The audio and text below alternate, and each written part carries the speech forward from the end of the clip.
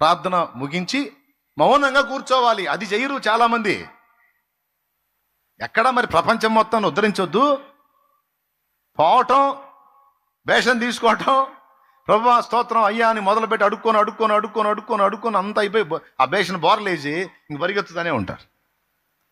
అసలు అది కానే కాదు పద్ధతి. నువ్వు ఎక్కడ లేని ప్రశాంతత దేవుని రెక్కల నీడలో ఉంది కనుక దేవుని దగ్గరికి వెళ్ళినప్పుడు నువ్వు హర్రీ బుర్రిగా లేదా హర్రీ బర్రీగా గేదెగా నువ్వు చేయవాకు. బర్రె లేదు, గేదె లేదు.